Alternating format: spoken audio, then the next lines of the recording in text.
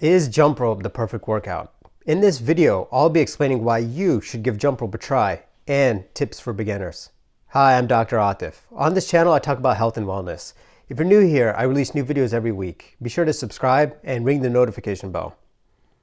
With coronavirus closing down gyms, people are thinking twice about going anywhere that's crowded and sweaty. Working out at home is now on the rise. Jump rope is an excellent option during these times and any other time. Jump rope is a simple exercise with surprising health benefits and one of the best ways to improve your overall fitness. It is an incredible rush. Not only will this simple exercise trim your waistline, it will boost your heart rate and increase your endurance. And all of these benefits are jam-packed into a short and fun workout that all skill levels can try. There are overall many benefits to jumping rope, but some of these include speed and agility, increased ankle and foot strength, and improve bone density. It also improves your coordination as well as your cardio and heart rate. It's a solid endurance challenge and it helps you burn fat and keep you more leaner and toned. When it comes to time, it's short and sweet. If you're limited on time for your workout and you need something to keep your heart rate up between sets of any other exercise, jump rope is definitely a good option. It also takes little to no time to work out, and this really isn't steady state cardio. Jumping rope for at least 10 minutes is actually equivalent to 30 minutes of jogging. A simple routine is to start by jumping rope for 30 seconds. Allow for a 15-second rest and then repeat 5 times. Then take 60 seconds to rest. Do this 3 to 5 times and that's a killer 20-minute workout. When it comes to selecting the right jump rope for you, there are many options out there, but it really boils down to 3 common types of jump rope: beaded, weighted, and speed. Beaded ropes, also known as segmented jump ropes, can be used by beginners. While the rope is not exactly heavy, but the beads do add a little bit of weight to the workout. This type of jump rope can be used for both indoors and outdoors. Then there's the weighted jump ropes. These give your arms a workout, but can also help strengthen your shoulders too. The extra weight requires more exertion and energy. Also, the resistance generates more force on your shoulders, which helps you control the rope. The added weight is somewhere between 1 to 6 pounds, and it's used more towards experienced jumpers. If you're after speed, a super light skipping rope designed with steel cables or plastic is what you're going to need. These ropes kind of make a whistling sound when they spin. These workouts can be intense due to the fast pace of the rope. Because they're greater for those looking to improve their conditioning and footwork, they're recommended in that area.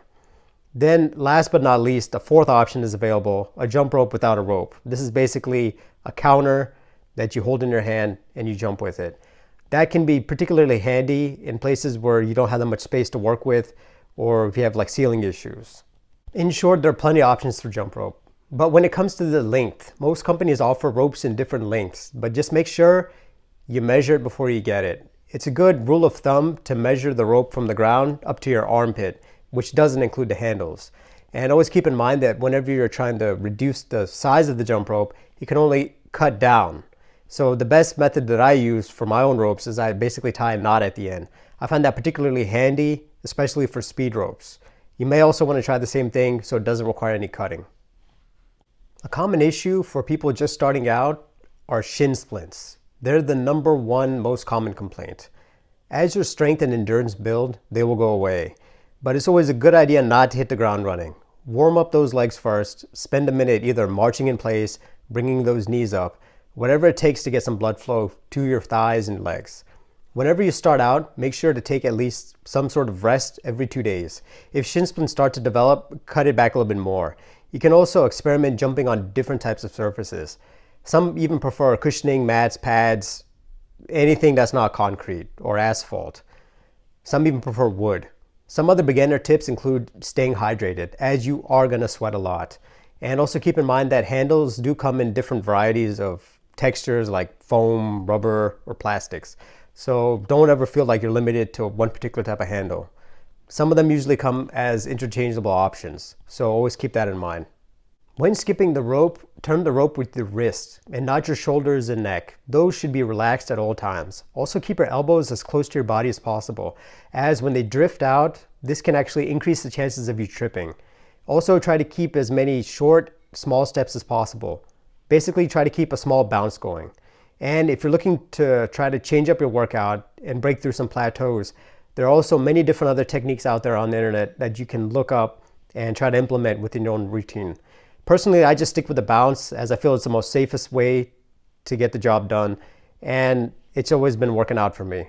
I hope these quick tips help you on your journey to lose weight, and I hope you found this information regarding jump rope to be of great use. Thanks for watching. Be sure to like and subscribe, and see you on the next one.